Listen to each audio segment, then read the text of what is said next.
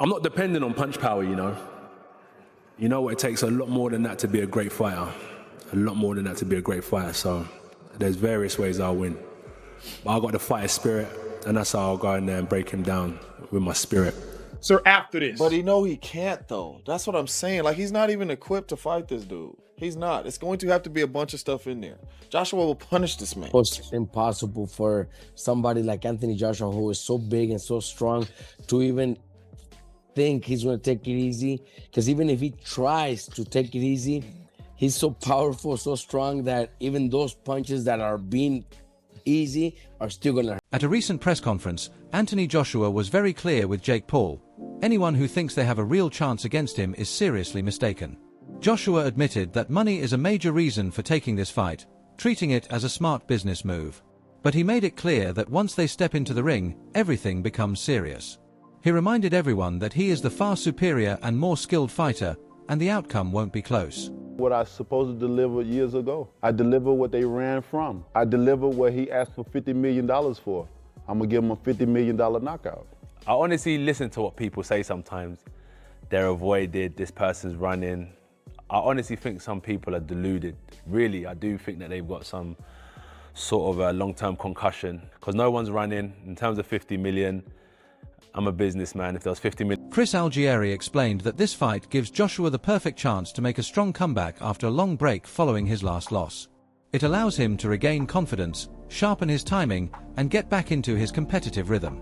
Algieri also noted that the fight offers a big payday with very little risk, almost like a controlled sparring session. Joshua benefits in every way, financially, mentally, and physically, making this a smart, strategic step for his return. What are we talking here? Like, it's going to be an exhibition? No, it's a fight. You're a heavyweight. You're calling out heavyweights. You're calling out a heavyweight. You're calling out Anthony Joshua, former world champion. You're calling him out on short notice. It's a fight. You're going to wear 10-ounce gloves and you're going to fight 10 rounds, and that's what it is. I don't understand any idea of anything else. Oh, it's going to be 8-2s. Is it going to be 15-ounce gloves? What the hell are we doing? This is boxing. You want to fight a real guy? You're fighting a real guy, which I am very respectful. And I respect the hell out of Jake Paul if he does step in the ring with Anthony Joshua. No matter what happens, kid's got balls of steel, and I applaud you. Well, the reason I say we don't know yet, because Jake Paul has fought in his last fight with Gervonta Davis was going to be an exhibition. They had to do that because of the weight difference.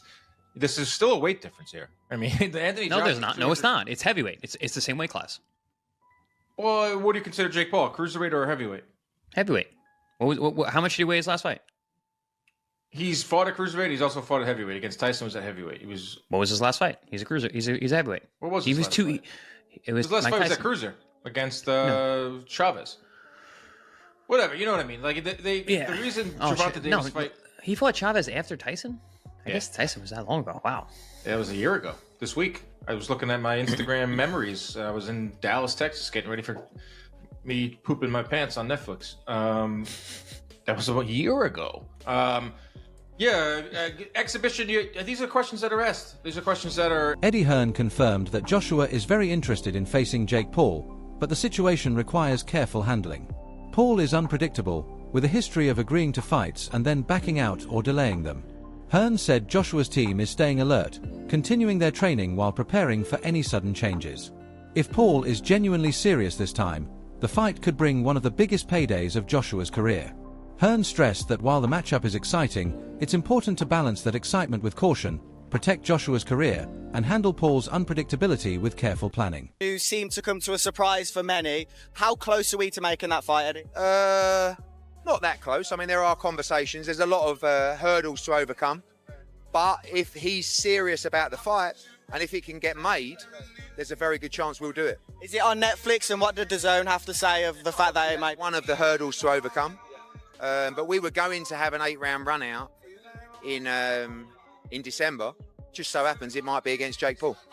Have you spoke to Nikisa? I know you're not friends with him. What are the conversations you've had? That's who we're talking about, you know. And if they're serious and if it's real, there's a good chance. But listen, we could wake up tomorrow and he's announced another opponent and he just used AJ's name for clout. Listen, I have to respect him if he takes the fight. But who knows? What do you think Dana White will make of this fight?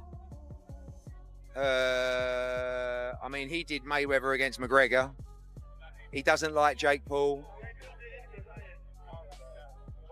I really couldn't care less what he thinks about the fight. AJ's going to make close to or around a career high payday. Paulie Malignaggi pointed out that Joshua will take this fight seriously, even if it's labeled an exhibition.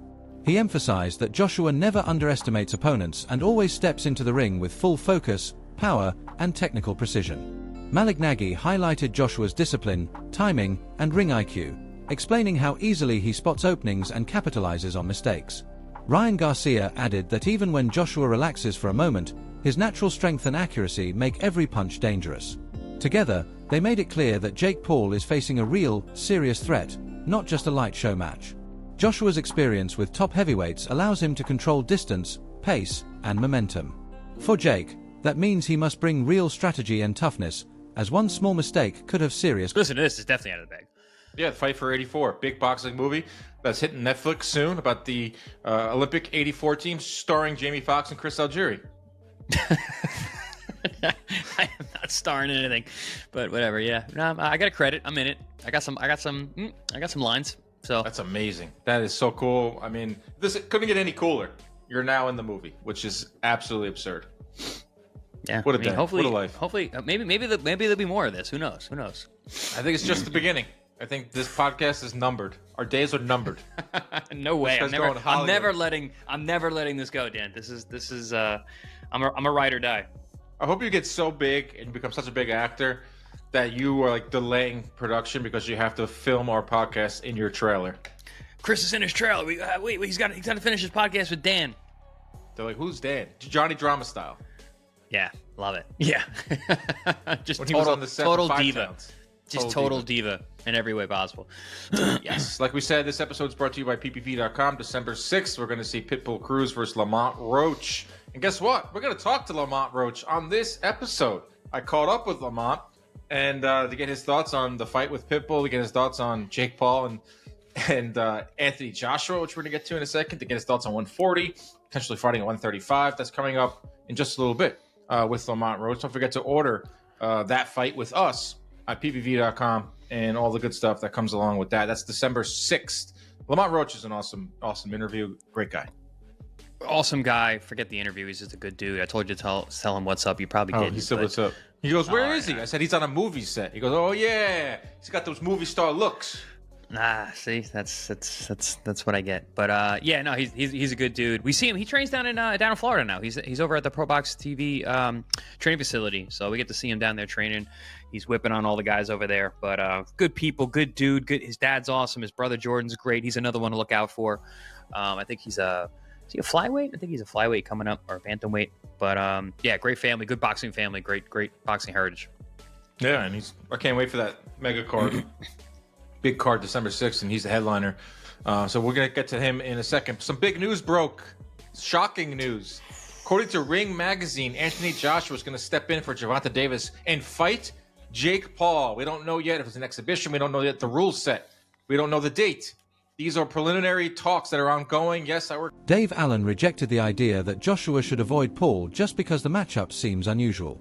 He pointed out that Joshua is in peak physical condition and hasn't lost any speed, power, or skill. While fans often see these fights as pure entertainment, Allen stressed that Joshua's athleticism, strength, and refined technique make him a dangerous opponent for anyone.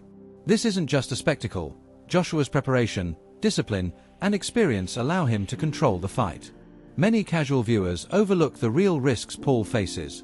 Allen made it clear that this matchup deserves full respect, as Joshua's elite abilities remain a serious threat no matter the hype. Probably shouldn't be licensed, but Florida are a very kind of easy commission to get.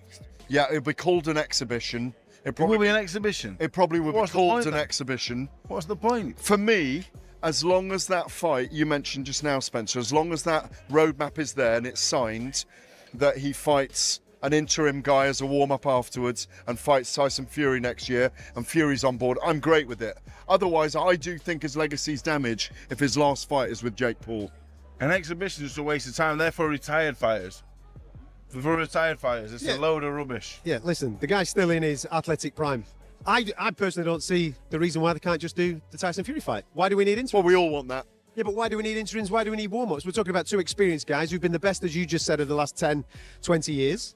Let's get the fight on. It's as ridiculous as Gervonta Davis going in with him, basically, isn't it, with Jake Paul, Quite frankly? no different mindsets. And what, again, listening to Eddie today and what he was saying, the damage that Anthony Joshua suffered mentally, not physically, because physically he's still all there, but mentally against Daniel Dubois, he needs to go through that process again. And they said, and that's just the whole getting your hands wrapped up, doing it, whether it's Jake Paul, whether it's a top 100 fighter, you go, that's the way Anthony Joshua ticks. He needs that before going into the... All roads lead to Fury, right? Analysts noted that Jake Paul is finally stepping up to face someone closer to his level in terms of current activity. Unlike the older or retired opponents he has faced before, this fight is much more physically demanding. While fans may be excited for a challenge, experts warned that Joshua's power, skill, and experience far exceed anything Paul has encountered, making health and safety a serious concern. On paper, the fight may look balanced, but in reality, Paul faces much greater physical risk than ever before. Maybe even bigger than the Mike Tyson fight. It's hard to say, really. Tyson was a big name, but it's going to do numbers regardless, because Joshua is a big name, and then people are going to be tuning in to see Jake Paul get knocked out. Right now, Eddie Hearn talks about Jake Paul taking this Joshua fight. I mean, my estimations of Jake Paul would go through the roof if he signed to fight Anthony Joshua, because I just can't believe in my mind that he would do something like that. I mean, Gervonta was a smart one because of his size. Like, you know, I think actually he would have had a lot of success against Jake Paul, but the size is a problem.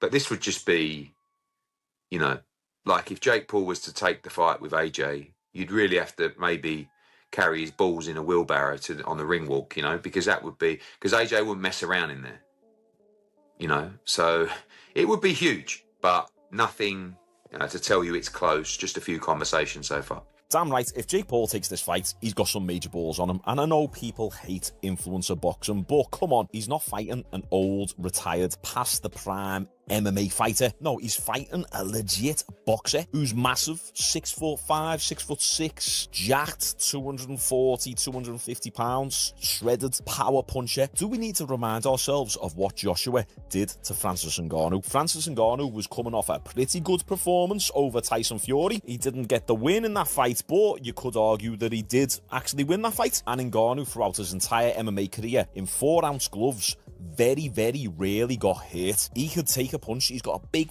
fat African head. Big thick neck, traps back. He just can't really be hit. And look what Joshua did to Ngannou. Out cold. So what do you think Joshua is going to do to Jake Paul? Jake Paul better start loading up on that Trenbolone. He needs to start eating animals. Thanks for watching The King Boxing. Don't forget to like, subscribe, and stay tuned for more high-intensity boxing updates and action.